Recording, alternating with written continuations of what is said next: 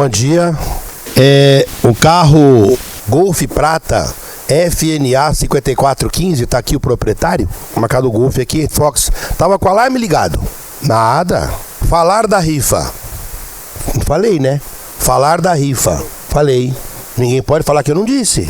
Nós já lançamos a rifa desse ano para manter a instituição com as nossas 300 crianças. É rifa, é bingo, é jantar, é amarelinha, tudo que tem direito, feira, pagode, qualquer coisa, porque dependendo do poder público a gente não consegue fazer tudo. Então a gente tem que fazer muitos eventos, e um dos principais para nós, embora seja uma coisa muito, né? O pessoal tem, rifa, só que a gente não pode abrir mão da receita. Então pedimos para que vocês nos ajudem, não a comprar um número de rifa, nos ajudem a repassar os talões. Então na hora de ir embora, vocês lá embaixo podem passar a tesouraria, o pessoal está lá entregando um talão. A vantagem que a gente oferece para quem nos ajuda é que quem vender o número, por exemplo, do carro premiado, ganha um carro. Quem vendeu o número, por exemplo, da viagem para o Tibete, sem volta, ganha a viagem para o Tibete sem volta também. Então, tudo feito para que vocês nos ajudem a manter os trabalhos assistenciais da casa, tá bom? E hoje, o que é isso aqui? Eu estou sem óculos.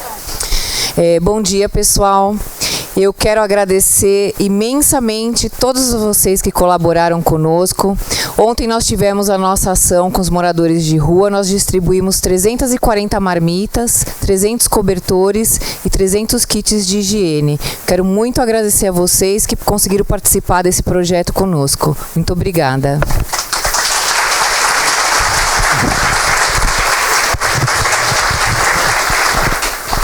Pessoal, deixa eu ficar até de pé que agora eu vou apresentar o meu amigo. Esse nosso palestrante de hoje, esse nosso querido amigo que nos visita, é brasileiro de Teresina, residente em Natal desde os 6 meses de idade. Casado, engenheiro civil, psicanalista, empresário, conferencista internacional, compositor, produtor de programas de rádio, escritor renomado e tem formação espírita. Estava indo bem até essa parte, né? Já melhorou. Pesquisador do magnetismo com 4 obras absolutamente monumentais: O Passe, Manual do Passista, Cure-se e Cure pelos Passes e A Cura da Depressão pelo Magnetismo. E ainda o último lançamento, Revisando Verdades Distorcidas, o que disse Allan Kardec sobre o magnetismo. Também estuda e escreve sobre o suicídio. Viver ainda é a melhor saída. E sobre temas variados ele lançou Reflexões de Moreno, O Lado Positivo de Tudo, Aprendendo com a Vida, Há Coisas Boas por Todos os Lados, Pense sobre Isso e Pense Muito Melhor. E ainda ele é romancista. Giorgio da Andréia Moreno, Ele Sabia. Na área musical participa de 3 CDs. A Maior História de Amor, Vitórias Esperam por Você, Deus em Tudo. No final, o autor estará autografando CDs e livros, especialmente o livro que o traz de forma muito especial para São Paulo e ao Benzo de Paz nessa manhã. Com vocês, conosco, grande amigo, na minha opinião, um dos maiores, se não maior autoridade sobre o magnetismo animal do nosso planeta, Jacó Melo. Obrigado, meu amigo.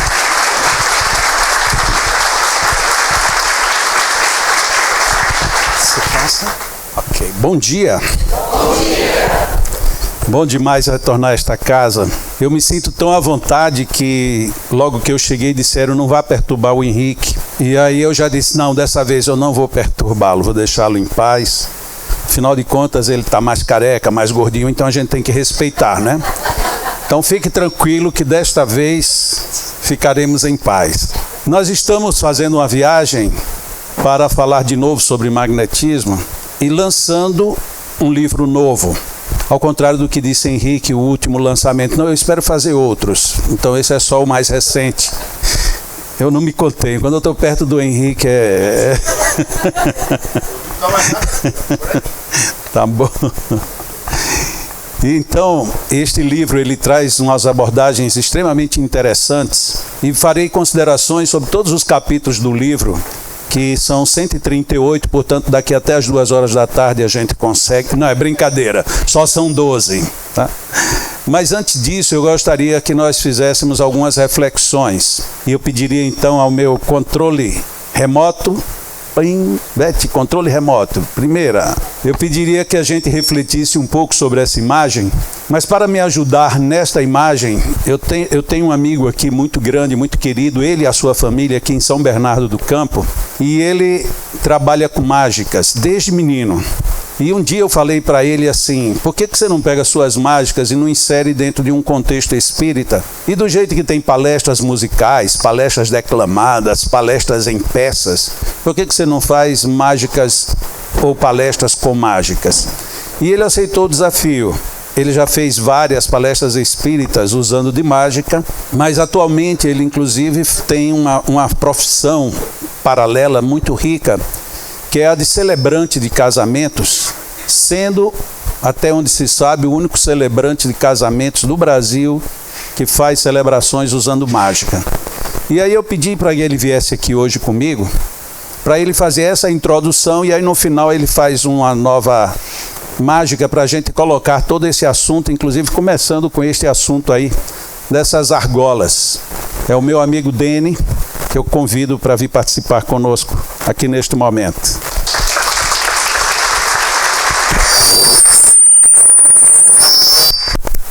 Bom dia. Bom, eu trouxe aqui uma pequena metáfora para poder dar início à palestra de hoje.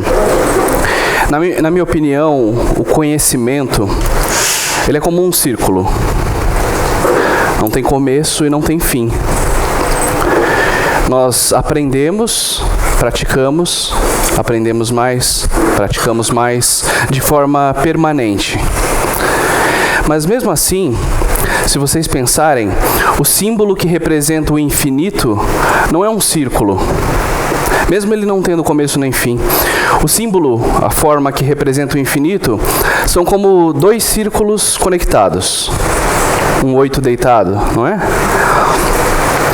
E eu acredito que seja assim porque nós só conseguimos o conhecimento infinito quando nós unimos conhecimentos. Quando nós encontramos o seu conhecimento com o meu conhecimento. E dessa maneira nós conseguimos formar a sabedoria infinita. Mas nesse momento, no momento em que nós unimos conhecimento, nós criamos muito mais. Nós criamos também elos. Nós criamos elos de uma corrente de sabedoria. Mas é importante pensarmos que para essa corrente continuar crescendo de forma sólida, nós precisamos também unir mais conhecimento de mais pessoas, mais ideias, mais conceitos. Pegar ideias do passado, estudá-las, pegar ideias de outros lugares no presente, para que nós possamos chegar mais perto de cada um desses conceitos e dessa maneira criar uma corrente forte e indestrutível. Dessa maneira eu convido vocês na manhã de hoje a ganhar mais conhecimento, mais ideias, algumas que o Jacó compilou de grandes mentes do passado, muita pesquisa, e que ele traz para vocês no livro do magnetismo. Muito obrigado a todos. Obrigado, Dene. Então é assim, esse conhecimento, ele vai se solidificando quando a gente se apodera dele. E é um apoderamento muito rico, porque é aquilo que quanto mais a gente tem, mais a gente pode distribuir. E dificilmente quando a gente tem um grande conhecimento e guarda, ou ele se perde, ou vem alguém e coloca outra coisa no lugar, e nem sempre isso é necessariamente tão bom e tão justo como é o conhecimento que nós já tínhamos. Nós tivemos de partida na doutrina espírita um outro autor, uma outra doutrina, um outro conhecimento, que foi quando Mesmer nos colocou perante o magnetismo animal. Então o magnetismo vem com a doutrina de Mesmer, e Allan Kardec com o espiritismo, ele coloca de muito bom tom que o espiritismo se assentou na base do magnetismo e por isso que se desenvolveu tão rapidamente. Com aquilo, Allan Kardec dizia da grande relevância que teve o magnetismo para que o espiritismo pudesse ser desenvolvido. E isto pelo menos em dois aspectos. O primeiro aspecto porque o magnetismo tinha enfrentado batalhas e inimigos ferrenhos, poderosos, e que parece que isso tudo só conseguiu permanecer porque Mesmer era um homem ímpar. Ele era médico, estudou química, estudou e lecionou física, alemão, vários idiomas, ainda fez curso de direito.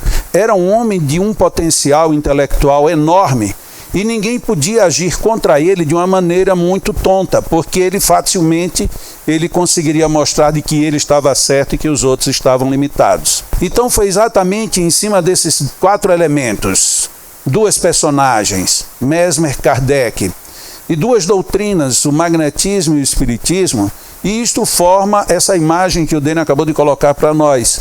Tudo isso está unido, mas o pior é que parece que nem sempre isto foi desse jeito, ou nem sempre isto vai continuar necessariamente desse jeito. Trouxe então uma outra metáfora para a gente pensar em cima. O grande Groucho Marx, um grande humorista universal, ele dentro das suas brincadeiras, ele dizia coisas muito graves, como este diálogo que aí está. Vamos descobrir um tesouro naquela casa? É a proposta. E alguém diz, mas não existe uma casa. E ele rebate, então vamos construí-la. Se a gente toma isso de uma forma muito simples, parece uma brincadeira mesmo. Talvez até um diálogo de crianças ou de malucos. Mas quando a gente toma isso de maneira séria, a gente percebe que quem tem noção do tesouro, tem noção também da casa. Tem noção de onde guardá-lo ou de onde está guardado, de onde buscá-lo, o que fazer com ele. Tudo isso fica aparente dentro dessa metáfora aí colocada. A questão é, o magnetismo nós podemos tomar como sendo o grande tesouro, que todos nós temos. Mas parece que algumas vezes a gente não sabe em que casa ele está guardado. Chegamos ao ponto muitas vezes de pensar que nem a casa existe. Sim, mas se isso acontece, façamos como ele sugere, então construamos a casa. Porque ao contrário do que pode ser ensejado, ele vai construir uma casa na esperança de que construindo a casa tem um tesouro? Ou será que ele pensa como nós estamos pensando? Por existir um tesouro em algum lugar, eu erejo a casa e o tesouro naturalmente aparecerá. Nós sabemos que temos um tesouro, porque o magnetismo não é uma peculiaridade de uma pessoa, de um grupo, de uma determinada seleção. O magnetismo é peculiar a todos nós. Então todos nós temos uma parte desse tesouro. Parece que o que está faltando é construir a casa. Ou então, ir buscá-la. Onde é que está essa casa que o tesouro está dentro? Então fica essa metáfora aí muito séria, dentro de uma jocosidade natural do autor, mas que faz a gente repensar sobre tudo isso que nos é colocado. Por que eu trouxe esse assunto por este caminho? Porque no meio espírita, nós nos deparamos muitas vezes com esses que não veem a casa, logo não sabem do tesouro. Ou não veem a casa porque não querem saber do tesouro. Ou acham que o tesouro não tem valor, portanto não merece ter casa. E aí as situações são colocadas de uma forma um tanto quanto esquisitas. Por exemplo, tomemos todas as obras do senhor Allan Kardec, todas sem exceção, e onde tiver a palavra magnetismo, a gente suprima a palavra. Não deixemos mais nenhuma palavra magnetismo dentro da obra do senhor Allan Kardec. Quem propõe isso tem que ter uma ousadia maior. Eu vou tirar a palavra magnetismo e vou colocar outra em seu lugar. Mas não há essa segunda proposta. Então não é a proposta mais nem de não reconhecer a casa, é vamos tirar a casa.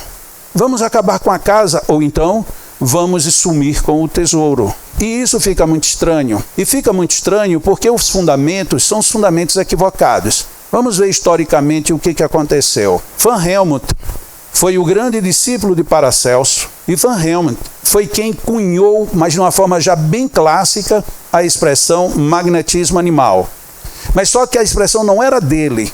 Ele trouxe de Paracelso. Paracelso viveu em 1493 a 1541. Portanto, a gente tem aí pelo menos 3 séculos antes de Allan Kardec se tornar magnetizador. Porque Allan Kardec foi magnetizador durante 35 anos. 3 anos não, 3 séculos. Muito bem. E eles dois já faziam referência a essa figura notável que é Jesus Cristo, como um grande magnetizador. E já dizia, Jesus era possuidor de um potente magnetismo animal. Quando a gente sabe disso, a gente diz, nossa, então isso é bem mais antigo do que o que eu imagino. E às vezes a gente percebe também que estamos um pouco desatualizados. Por quê? Porque tem quem pense que magnetismo animal é um magnetismo para tratar de bichinhos, de animais. Mas animal vem de ânima, vem de alma. Esse foi o sentido original da expressão.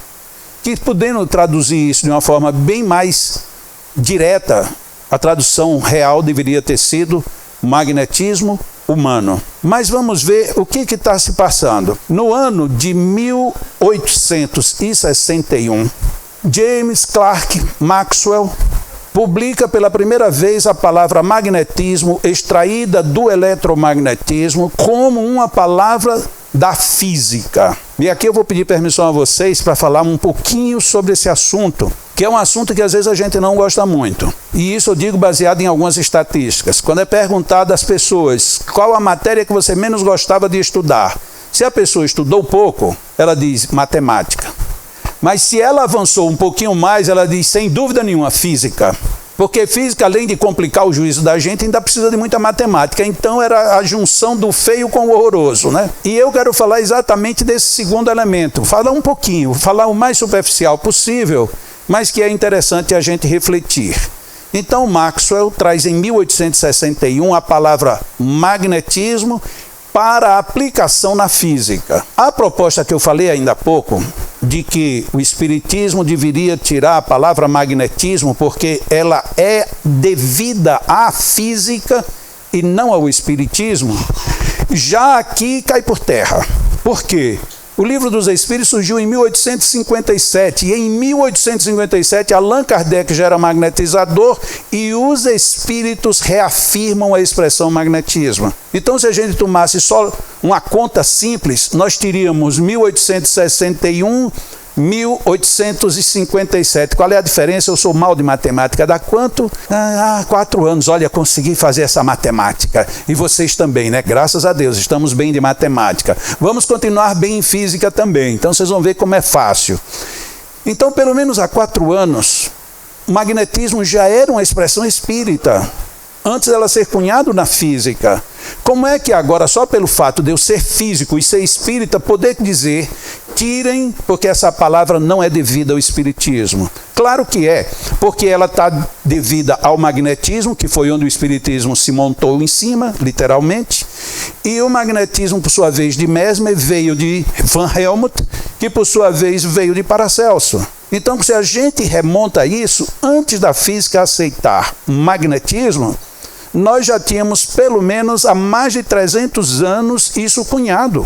Então, qual é a autoridade que eu tenho de vir dizer, tire essa palavra, porque essa palavra não lhe pertence? A questão é que nós, enquanto humanidade, nós mudamos muito o nosso padrão. A gente viveu o padrão da força bruta, depois vivemos o padrão do poder monetário, depois o padrão da inteligência. Hoje já não é mais isso, hoje é o padrão do cérebro.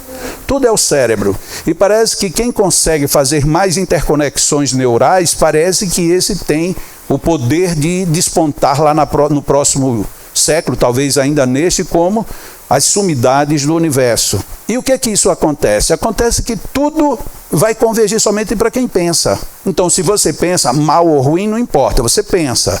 Então, o cérebro está aí. E o que acontece com as academias de uma forma geral?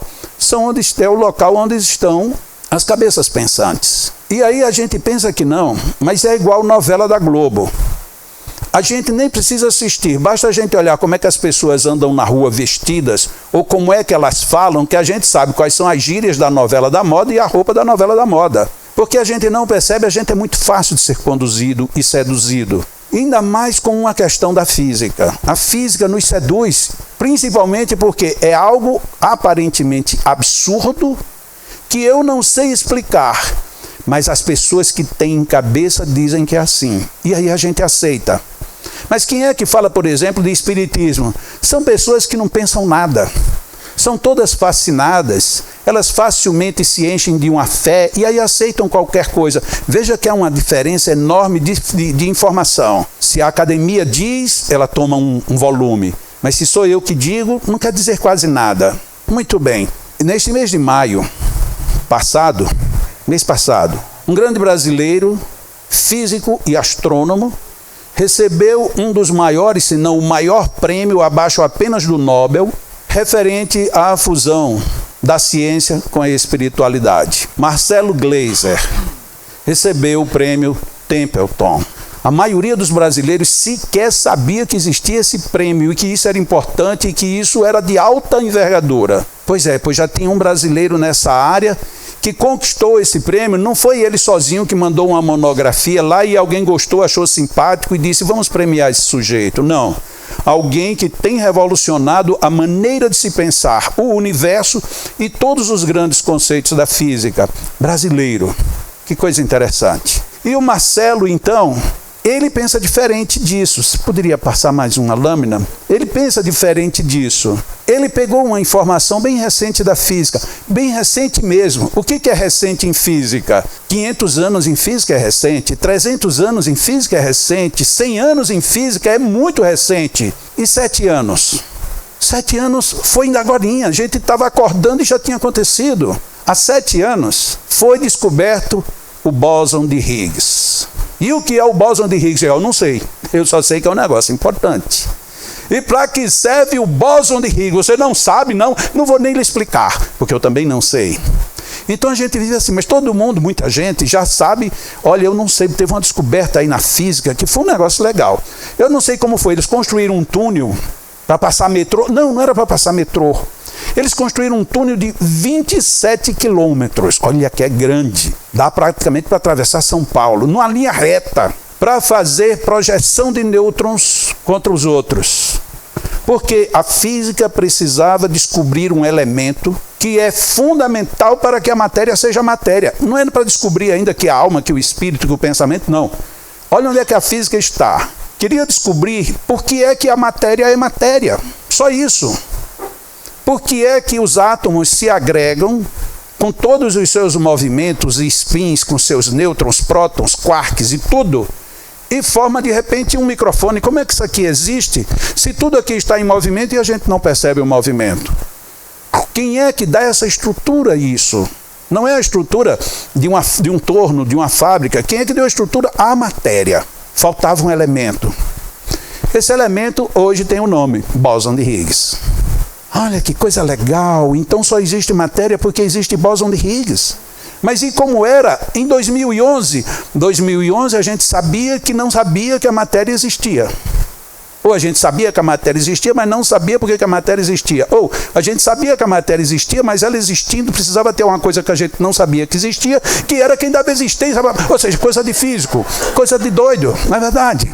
A gente fica todo confuso até para falar da coisa mais simples, o bóson de Higgs. Junto com isso, veio um outro elemento que também era procurado. E é um elemento que vem do Sol. Se fosse um espírito que tivesse essa dúvida, dizia, olha, esse é um obsidiado interno e está complicado.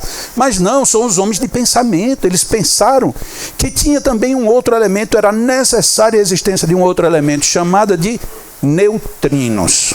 Neutrinos. É um nome até simpático, mais simpático do que o bóson de Higgs. Um negócio parece até que a gente está engasgado. Como é que foi o nome da descoberta? É um bóson de Higgs. É um negócio estranho. Mas o neutrino não, o neutrino é suave. Muito bem, aí a física diz hoje que cada um de nós, a cada segundo, somos bombardeados, não é a cada segundo num determinado dia ou momento das nossas vidas, não. Em todos os segundos das nossas vidas. Quem tinha relógio antigo é daquele, cada vez que o relógio fizesse tem, cada tinzinho desse é um segundo. Ou então quem fica olhando no relógio atual vê o número trocando. A gente nem sabe como é que aquilo troca. Então é um 6, passa para o 7, passa para o 8, muito bem. Cada segundinho daquele, nós somos bombardeados. Vocês imaginam por quantos neutrinos? Vocês teriam ideia quantos neutrinos nos atacam por segundo? Vamos lá, 10, já é um bocado, né? 100, 1000, 10 mil neutrinos, 100 mil neutrinos, 1 bilhão de neutrinos. Não. A física nos prova que nós somos bombardeados por segundo por 1 trilhão de neutrinos. Uau! Meu Deus, e ninguém sabia disso ou não, e ninguém sentia. Não, mas de repente você sentiu um arrepio porque você acha que uma entidade se aproximou de você. Não vale. Não vale. Isso é coisa da sua cabeça. Agora, alguém que tem um negócio na cabeça que me diz que 1 trilhão de neutrinos estão batendo em mim por segundo e eu não sinto umzinho sequer. E eu tenho que dizer, olha, hoje aprendi um negócio lá no Bênção de Paz que eu não vou esquecer nunca mais. Eu posso até esquecer o nome, mas eu sei que é 1 trilhão. O que é 1 trilhão? É 1 trilhão me bombardeando por 1 segundo. Mas é 1 trilhão de quê, criatura? Isso não existe. É de espírito? Não. Que espírito que nada? De neutrino. E o que é neutrino? Eu sei lá. Eu só sei que vem do Sol. Aí, Henrique, a gente fica... Eu acho que é por isso que a gente engorda. Eu acho que a gente está recebendo mais de 1 trilhão por segundo. A nossa conta está errada. É um negócio sério. Aí chega, vou voltar agora, começar a unir o que eu tinha espalhado. Que essas alturas está todo mundo confuso aqui, né? Porque eu peguei matemática, fui para física. Então deixa eu voltar. Vou voltar para o Marcelo. O Marcelo Gleiser, antes de receber o prêmio, numa entrevista que ele fez, foi uma entrevista muito vista, que até hoje é vista no YouTube, ele é perguntado sobre o bóson de Higgs e os neutrinos. E aí ele diz assim, olha que coisa mais fantástica, isso daí é o que antigamente se chamava de éter. Na hora que eu ouvi ele dizer aquilo, eu quase que eu tinha um colapso. Porque quando eu comecei a estudar magnetismo, principalmente na parte histórica do magnetismo, foi onde eu encontrei as mais duras e mais violentas chicotadas que o magnetismo recebeu da ciência acadêmica. Não existe, nunca existiu. Quem é doido de pensar que existe éter? Aí chega o Marcelo agora para dizer que bóson de Higgs e neutrinos são éter. Eu já estava meio balançado. Aí ele vai e complementa, olha como ele é louco. Ele diz assim, e que também era chamado de, adivinhem, deixa eu ver se vocês captam, vamos lá. Isso, fluido universal. Uau! Meu Deus, onde é que a gente foi parar com isso? Esse cara é louco, ele só pode ser espírita. Porque como é que ele vai para lá dizer um negócio desse, resgatar o éter e ainda colocar, dizer de quebra, o fluido universal. Ah, mas que fantástico. Que fantástico é o livro dos Espíritos, que na questão 27, Allan Kardec perguntou, existem 2 princípios gerais do universo? Primeiro de tudo, Deus. Deus, Espírito e Matéria, eis aí a Trindade Universal. E nos comentários, esse fluido universal, olha a palavrinha, esse fluido universal, e olha o que Allan Kardec fez para a gente, vírgula, ou primitivo, porque também era chamado de fluido primitivo, ou elementar, ou, por minha conta, bóson de Higgs, pode ver que se encaixa, sendo o agente de que o espírito se utiliza, é o princípio sem o qual a matéria estaria em perpétuo estado de divisão e nunca adquiriria as qualidades que a gravidade lhe dá. Eu prometo que eu vou parar com física logo depois do que eu vou dizer agora. Quando o mesmo Marcelo Gleiser está explicando o fenômeno chamado Big Bang, que é, em tese, onde surgiu o universo. Ele diz com todas as letras e toda clareza, a primeira força existente e decorrente do Big Bang foi a gravidade. Meu Deus do céu, ele leu o livro dos Espíritos. Leu? Porque olha o que está dizendo. Sem esse fluido universal, e por isso é que eu estou dizendo, sem esse bóson de Higgs e os neutrinos, não haveria união na matéria. Ela estaria em perpétuo estado de divisão. E nem ao menos adquiriria as qualidades que a gravidade lhe dá. Questão 27 do livro dos Espíritos. Será que quando nós espíritas estamos discutindo o espiritismo, será que a gente tem noção do que de fato a gente está discutindo? Será que a gente pode se dar o direito de ficar duvidando de alguma coisa, se essa coisa ainda não aconteceu? A física até 2012 não conhecia o bóson de Higgs, todavia ele existia, porque não foi criado, ele foi descoberto. Se foi descoberto é porque já existia. Da mesma maneira o éter, o fluido universal e todos os outros fluidos. E tudo que está mais espalhado na natureza. Mas nós queremos pensar como as cabeças pensantes. E as cabeças pensantes não querem pensar como nós pensamos. E aí cria um fosso enorme. A não ser que de repente a gente consiga fazer essas ligações. Como aqueles elos que foram apresentados aqui logo no início. É preciso que a gente tenha um pouco de sabedoria. E eu vou dizer mais. É preciso que nós pensemos que estamos necessitando de muita sabedoria. Porque nós somos criaturas filhas do divino e devemos caminhar em direção a ele.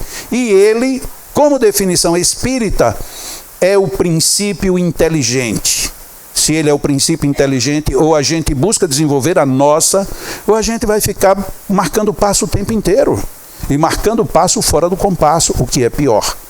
Então, fiz essa pequena viagem para nós vermos como não adianta as pessoas quererem nos ludibriar, porque, diferente de muita gente, eu costumo pensar em obsessão de uma maneira muito grave, muito grande. Eu não costumo pensar em obsessão que está me deixando sem vontade de ir para um lugar. Isso é uma obsessão? Pode ser, mas a gente pode tratar. Uma obsessão que faz você ficar tossindo fora de hora, você ter alguns tiques que também podem ter outras explicações, mas me preocupa muito a grande obsessão que passa despercebida. Obsessão silenciosa. Tanto que Allan Kardec chama a atenção para a fascinação. O perigo da fascinação é que o fascinado não se dá conta. Qual seria, imaginemos agora, uma pessoa muito inteligente, está no mundo espiritual e quer desviar uma multidão. Se ele disser, vou pegar de um por um, ele está perdido, porque é difícil você pegar de um por um. Mas eu posso armar uma cerca muito grande, uma rede, para colocar todo mundo dentro do pacote. Porque aí todo mundo no pacote, levo todo mundo. Se escapar um ou dois, não tem problema, a gente leva o resto. Imaginem, o magnetismo não tem nada a ver com o espiritismo. Vamos parar com essa história de ficar querendo curar as pessoas. Isso não é tarefa nossa, mas no Livro dos Espíritos nós temos na questão 33 uma ligação direta, nós temos na questão 555 explicitamente espiritismo e magnetismo são uma única e só ciência, que foi repetido em março de 1858 no primeiro número da Revista Espírita, no terceiro número, e que foi publicado de novo em janeiro de 1869, 2 meses antes de Allan Kardec, dizendo que são duas ciências gêmeas. Como é que nós aceitamos alguém vir dizer para nós que magnetismo não existe? É exatamente uma grande teia obsessiva. Esse assunto não nos interessa, dá muito trabalho. A gente tem que estudar, a gente tem que fazer. É muito mais fácil, as pessoas entram na cabine e a gente faz, Deus abençoe todo mundo, pronto, está todo mundo abençoado. Sim, mas eu saí do mesmo jeito que eu cheguei. Ah, mas você vai ver que depois vai melhorar. Vai melhorar como? Vai melhorar se eu me melhorar, porque a sua ajuda não mudou em nada a minha vida. Estou falando aqui em termos, lógico que tem exceções. Na realidade, quando a gente está querendo tirar o magnetismo, a gente não quer tirar o magnetismo. A gente quer destruir o espiritismo, que é muito mais grave. Porque a gente tirando a parte de pesquisa, ciência, e a parte dos questionamentos, filosofia, sobra o quê? Porque na definição de Allan Kardec, o espiritismo é uma filosofia, é o estudo filosófico, com os aspectos e evidências científicas que resultarão, portanto, é o resultado dessas duas, resultarão no aspecto moral. Ora, mas se eu tiro as duas fontes do aspecto moral, vai sobrar o quê? Aí a gente diz, não fica a moral. Não fica, porque vai lhe faltar elementos. Porque que moral é essa que eu não posso perguntar, não posso duvidar, não posso questionar, não posso investigar? Isso não existe. Esse não é o bom senso. Então, a grande obsessão é essa, porque ela quer nos pegar no roldão. E isso fica muito complicado. Mas vamos em frente. O nosso livro, como eu disse, são 12 capítulos. No primeiro capítulo, eu trato de novidades. Não são novidades. É um discurso em cima do que estão dizendo que são novidades. Porque uma das formas de calar um pouco o magnetismo é dizer que o magnetismo é uma novidade. E tem muito lugar que a gente ouve isso. Isso daí é uma novidade, isso aí passa. Isso aí é dessas coisas que surgem e desaparecem. Não é novidade, porque vem de muito mais longe, a gente já viu historicamente. Depois nós comentamos sobre os mitos, que a nossa doutrina espírita, ela foi enxertada de muitos mitos e que prejudicam a nossa própria condução. Você só pode receber passe desse jeito, dessa forma, nesse lugar, com essa pessoa, e você não pode fazer isso na sua casa, você não pode. E aí a gente vive hoje um movimento do não pode ou do só pode. Fora disso, onde é que fica a filosofia?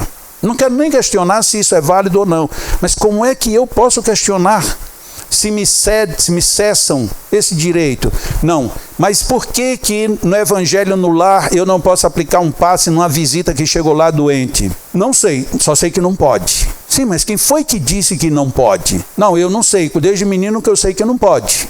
Sim, mas que sabedoria é essa? Por que a gente não questiona? Eu estou dando só aqui um exemplo aleatoriamente. Então, no livro, no capítulo 1, eu discuto também isso. E que depois é um grave problema. Algumas das coisas que são apresentadas como novidades e outras como os mitos se transformam em verdades. E aí fica mais difícil. Quando a gente começa a assimilar coisas que não são tão seguras como sendo princípios imutáveis, princípios verdadeiros. É necessário que a gente reveja isso. No capítulo 2, eu faço uma pequena história do magnetismo, depois apresento as principais definições que nós temos a respeito e como tudo isso implica num sistema de curas. E coloco aqui muito claramente nesse capítulo a figura de Jesus. Dentro desse aspecto, Jesus o técnico, porque parece que Jesus só foi o amor. Ele foi o amor, mas ele foi o amor sábio. E o amor sábio faz tudo com perfeição. E você só faz com perfeição se você tiver técnica, seja quem você for. E aí Jesus tira um homem que não falava nem ouvia. Ele tira da multidão e trata ele em separado. E faz o quê? Olhou para ele e disse, você está curado. Não. Jesus foi e enfiou os dedos nos ouvidos. Depois ele passou saliva debaixo da língua para poder romper a língua, que o homem tinha um freio na língua. E depois é que ele diz, seguindo as escrituras, efatá, faça-se. Então agora você ouve e você fala. Então Jesus tinha não só técnica, como tinha métodos. Jesus, o mesmo Jesus, tira um homem da multidão, leva para fora da aldeia, para poder ali restituir a visão a ele, que o homem não via. Mas mesmo assim, depois de fazer a primeira tentativa, Jesus manda que ele vá mergulhar. Depois, quando ele volta, ele diz que ainda não está vendo tão bem. Aí Jesus faz uma imposição, que na minha visão foi uma imposição dispersiva, para o homem voltar a ver. Então era um homem de uma técnica fabulosa. Mas aí a gente diz, e aí eu vejo isso com certa restrição, Jesus era amor. E aí a gente pensa que amar é apenas mudar o tom de voz. Amar é algo muito complexo. A gente não entende ainda até hoje o que é amar. Mesmo quando a gente lida com os melhores relacionamentos que são chamados de amor verdadeiro. Eu costumo brincar. Um homem saiu de casa, a mulher tinha cabelos longos, quando ele volta, que chega em casa, a mulher está com o cabelo cortado. O amor abala na hora. O amor treme de um jeito. Cada vez que eu olhar para você com esse cabelo, eu vou ficar pensando o que foi que deu, ou quem foi que orientou você para fazer isso. E se a mulher inventar de ir a um psicólogo ou um psicanalista, e depois de umas 4 ou 5 sessões a mulher disser, não senhor, aquela que ficava sempre calada, aí você vai ver que não tem amor nenhum que resista. Porque o homem é assim. A mulher não, a mulher precisa de uma coisa muito grande, ou então muito pequena para ela se abalar. Muito grande, aí ele diz, vai ter uma viagem para Marte e eu vou. Aí ela se abala. Ou então ela tem uma pequena, e o cara chega em casa com uma pequena manchinha cor-de-rosa na camisa, aí ela se abala também. Então nem coisa muito grande, nem coisa muito pequena, né? Porque tudo isso abala o amor que a gente tem. O que evidencia que o nosso sentimento ele ainda precisa crescer muito. Então a gente fala assim, amemos e a gente vai resolver o problema do mundo? Sim, mas você está falando de que amor? Porque amar uma pessoa que você só viu uma vez na vida e não vai ver nunca mais, esse é fácil. O duro é você dizer, eu estou casado há 50 anos. E aí junto com essa frase vem, não pergunte nada. Porque em 50 anos teve alguns momentos que o amor foi machucado. Então a gente não sabe muito bem o que é amar. Mas a gente quer ter esse amor de Jesus. Talvez não seja tão fácil. No capítulo 3, eu trato do que a gente deve ser e do que a gente deve fazer para ser um bom magnetizador. E dentro desse item, nós abordamos a questão da vontade e a questão da moral. Porque não tem como dissociar. Um magnetizador sem vontade, ele nunca vai ser um bom magnetizador. Dá um exemplo. Hoje lá no Benson está precisando de um passista, porque uma turma viajou, está precisando de passista. Você pode vir e dizer, hoje? Criatura, tem muita gente. Não sei. Olha a vontade. Aí essa estrutura emocional chega, aí vai lá na nossa frente, aí treme os lábios flácidos, né? Ou beiço mole, aí faz, Senhor Deus. abençoa esta criatura. Na realidade a gente está dizendo, Senhor, tomara que não se contamine com a minha má vontade. É mais ou menos assim. A gente precisa isso bem desenvolvido. No capítulo 4, eu tomei uma citação, um texto de Allan Kardec, que está na Revista Espírita de setembro de 1865, em que ele estudou a mediunidade curadora. Então, apesar de ser um texto voltado para a mediunidade, ele tem uma abordagem muito direta de magnetismo. E algumas partes dessa consideração de Kardec, algumas pessoas tomam contra o magnetismo. E eu preferi tratar tudo para a gente ver que não é pegar uma frasezinha solta. Temos que ler o texto para colocar tudo dentro de um contexto. É uma leitura bem interessante. A partir daí, nós vamos para o capítulo 5, e aqui a gente começa a ver algumas coisas assim bem mais objetivas dentro da nossa prática. Temos aqui a citação de um grande magnetizador que foi contemporâneo de Allan Kardec e desencarnou. E Allan Kardec evoca, e ele fala praticamente nessa frase o resumo do que é o capítulo 5. O magnetismo, que antes era apenas uma ciência material, desenvolvido pelo Espiritismo, ou seja, funde uma coisa na outra, é a chave da abóbada da saúde moral e material da humanidade futura. Aí nós temos várias questões. A fusão do Espiritismo com o magnetismo é uma coisa muito grave. Depois nós temos o que é essa chave da abóbada moral e material. Então o processo magnético não é de tratar só corpos, é de dar revigor à parte moral da nossa vida. E aí conclui como? Isto tudo será bem aplicado ou bem conhecido na humanidade futura. Mas que humanidade futura é essa? Será dos nossos filhos, dos nossos netos, dos nossos bisnetos? Será que não já seríamos nós? Por enquanto não somos, porque estamos muito acabrunhados, estamos muito pequenos. Mas será que a gente não já poderia mudar esse quadro e começar a estudar com mais propriedade o magnetismo? Acredito que isso depende de nós. No capítulo 6, aí aqui a gente aborda mesmo já dentro do foco do magnetismo, a figura de Deus, logo em seguida a figura dos fluidos, do perispírito e dos centros vitais. Quando alguém lê somente esses itens, é porque aqui eu não estou transcrevendo o livro, estou somente colocando alguns itens. Alguém pode dizer, não, mas esses assuntos aí todos eu já vi. Eu sugiro que vocês leiam, porque é muito mais amplo do que o que aparenta aí. Quando tem aí, por exemplo, centros vitais, nós estamos falando não só dos centros dos 7, estamos falando agora de um universo de centros e como eles se conectam, como eles se intercomunicam, como um interfere no outro. Então tem uma análise muito rica acerca dos centros vitais neste capítulo. O próximo capítulo é um capítulo que esse sim interessa absolutamente todo mundo. São as técnicas. Não são apenas as técnicas, imposição, longitudinal, transversal, perpendicular, sopro, circulares. Não. Tem principalmente, o negócio começa a ficar mais interessante quando a gente cruza essas técnicas e quando a gente coloca técnicas novas ou abordagens novas, tipo os arrastamentos, que os arrastamentos, quando Deleuze nos colocou, ele estava muito voltado para trabalhar dores.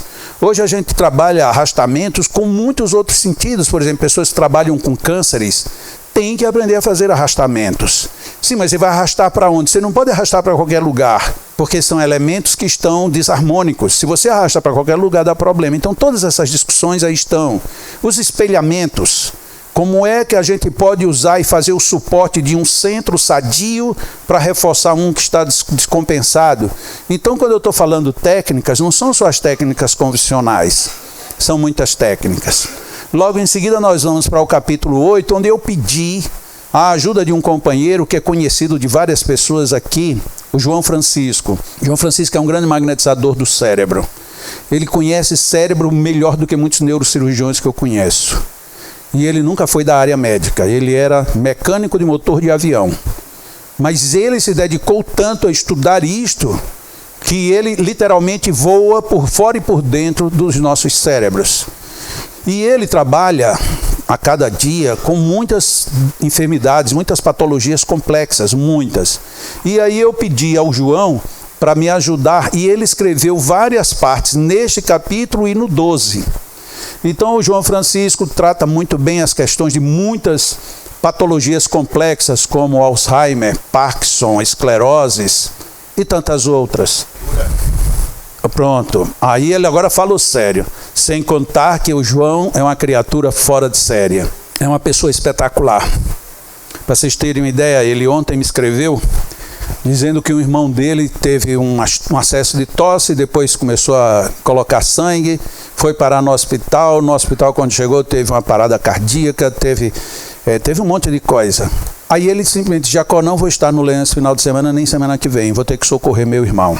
Aparentemente é uma coisa que qualquer um faria, só que ele não está indo visitar um irmão, ele está indo salvar o irmão magneticamente. Ele sabe o que é que ele vai fazer. Então ele larga, a mulher dele está passando por alguns problemas, ele larga tudo e vai. Mas é com o irmão? Não, porque lá em Natal é difícil o dia que ele não vai no hospital atender uma ou duas pessoas, anonimamente.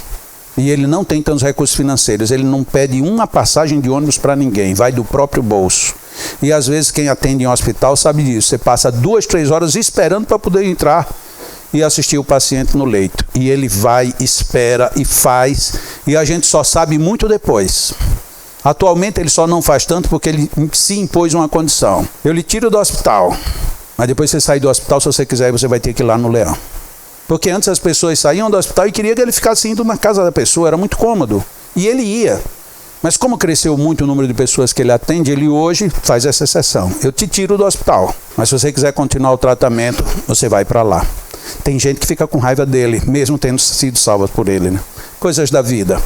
No capítulo 9, nós chamamos Ana Vargas. Ana Vargas é uma magnetizadora de Pelotas, no Rio Grande do Sul, que é a maior especialista em autismo versus magnetismo.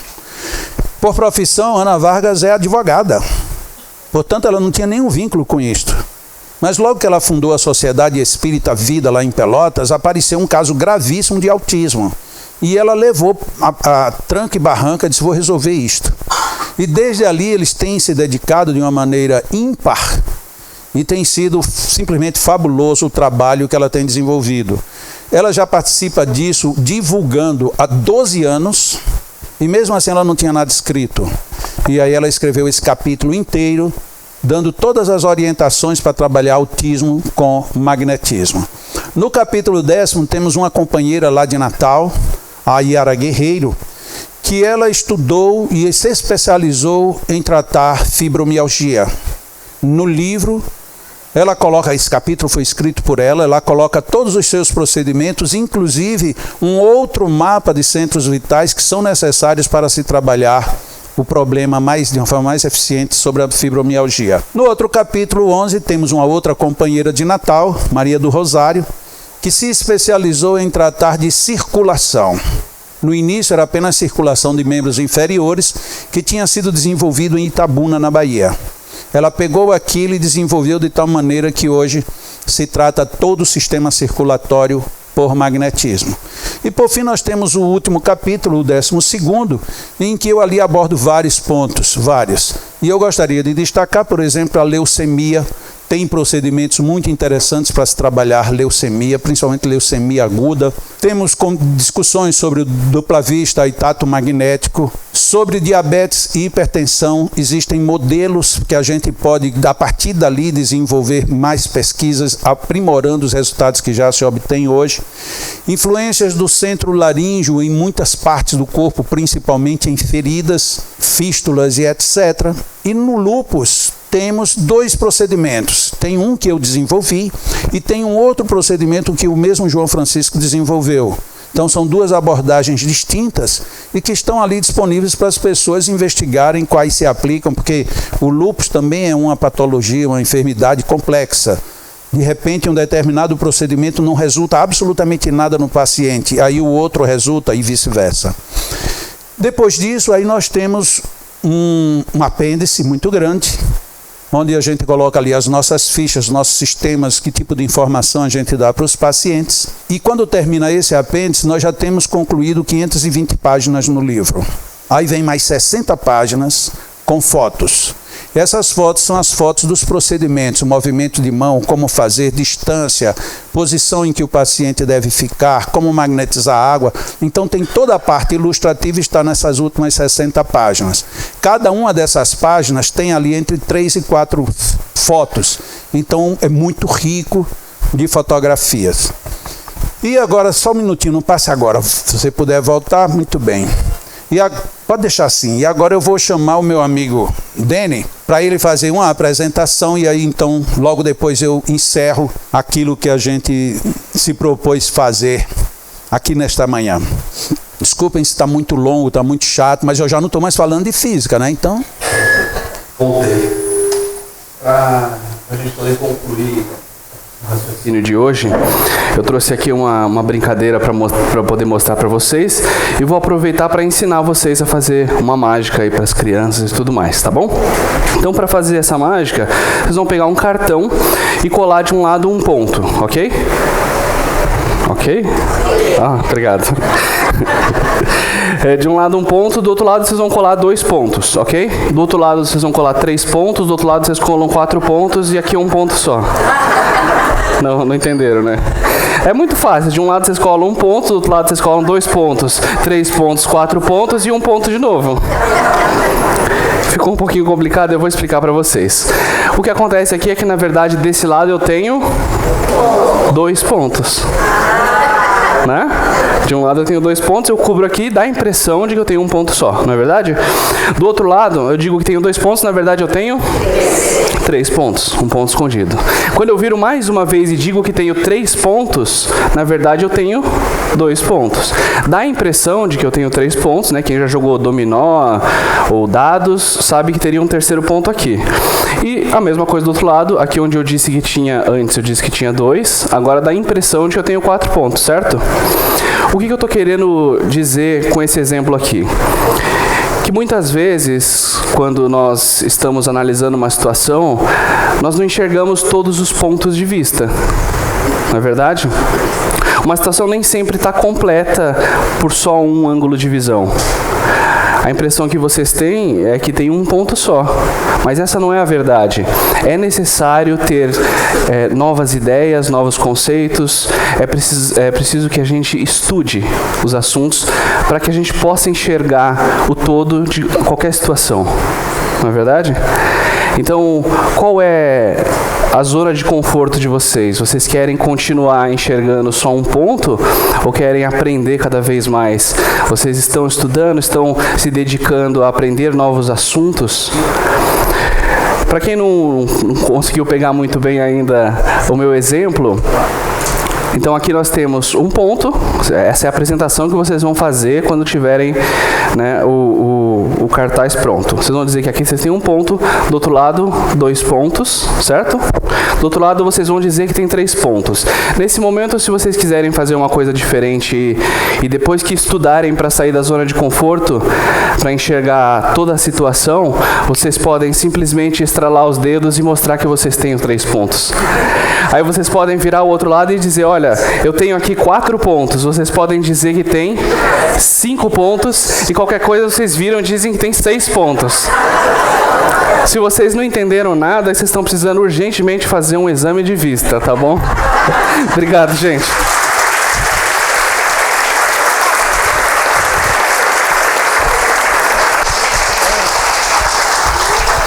É melhor do que falar de física, não é?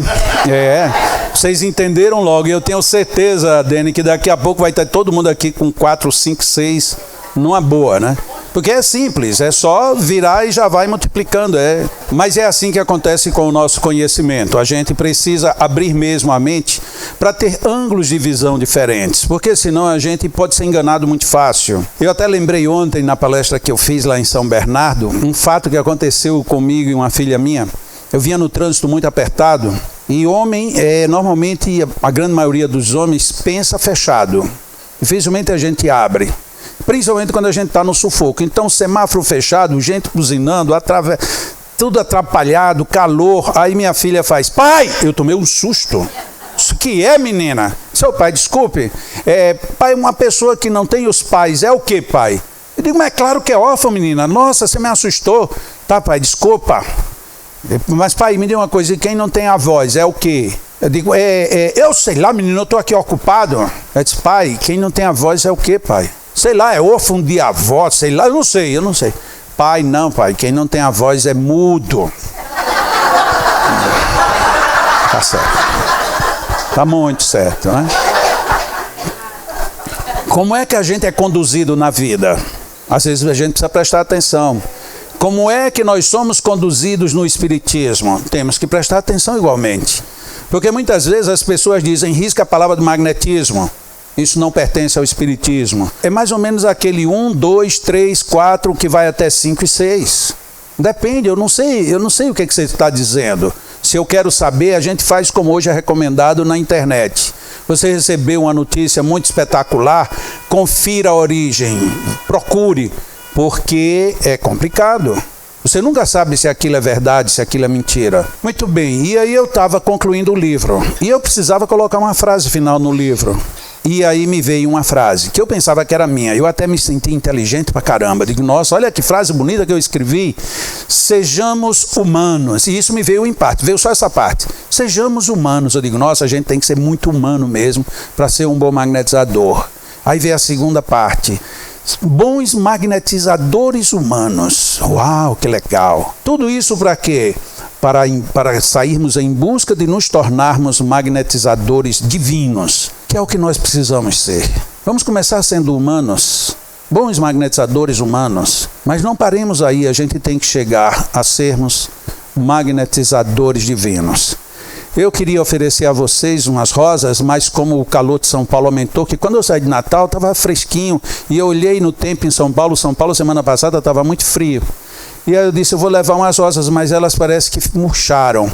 Mas eu não sou mágico, mas eu também posso fazer assim, e elas ganham vida, e são as rosas que eu entrego a vocês com o maior carinho da minha alma, por vocês terem vindo. Muita gratidão, Deus nos abençoe.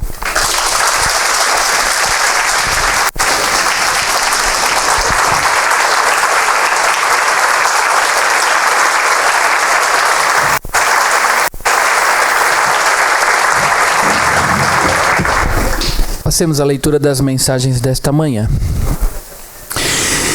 Senhor, confrontado com a dúvida, permita percorrer o caminho até a resposta que leve até o novo aprendizado. Sentindo-se inseguro, que se faça a luz que permita ver ao menos o próximo passo certeiro. Desamparado dos pares, reforce a certeza da sua existência e afine a percepção dos bons fluidos do benfeitor espiritual que fortalece a fé. Ferido emocionalmente, que o amor próprio assuma o controle, que reestabeleça as forças para o recomeço. Distraído, que o espírito alcance a gratidão na percepção do presente da vida, em cada alvorecer de cada novo dia.